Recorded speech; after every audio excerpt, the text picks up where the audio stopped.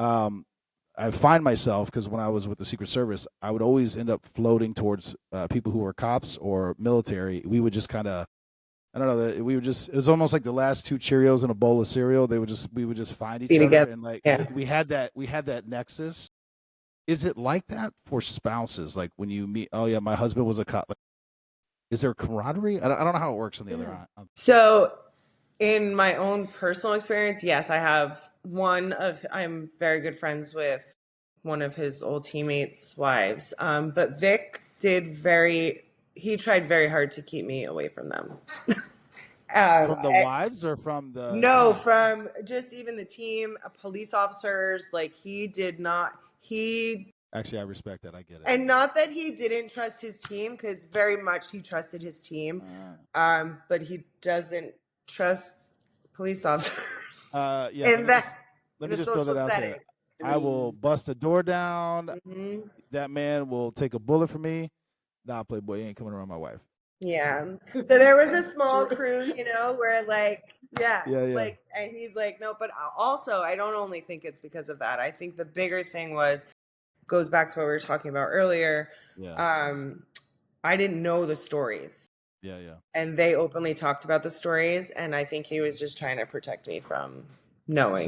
So I'm that guy, the friend that openly talks about it, because I'll be around and I'll start being like, bro, you remember when? He goes, bro, stop. Yeah. No, because when I'm at tell home, them that. I was like, yeah.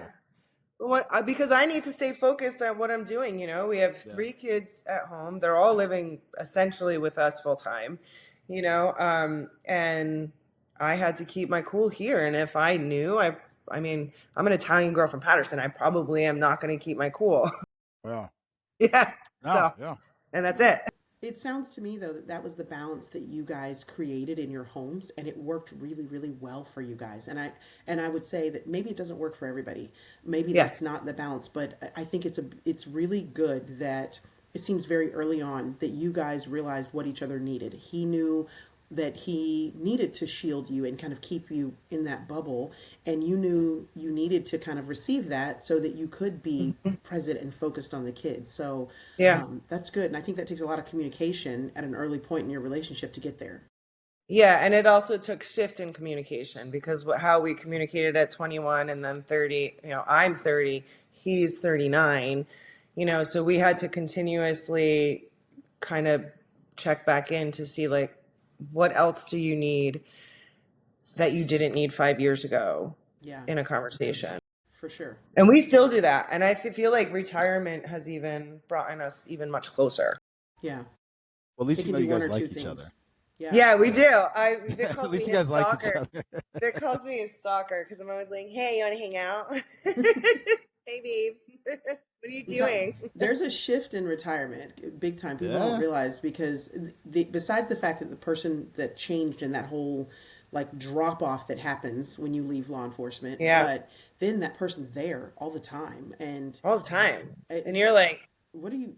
This is, and especially for me, when my husband retired, I was like, okay, I have a rhythm in the house of how I do things. Yeah. Now he wants to come in and be like, oh, do you know that your spices are? First of all, get out of my kitchen. That's the first. Yeah, seriously. None of your business. Listen, don't be talking about Papi Chulo Frank like that, bro. Frank is balling. He is baller. I love him, but he almost got married in his first year of retirement.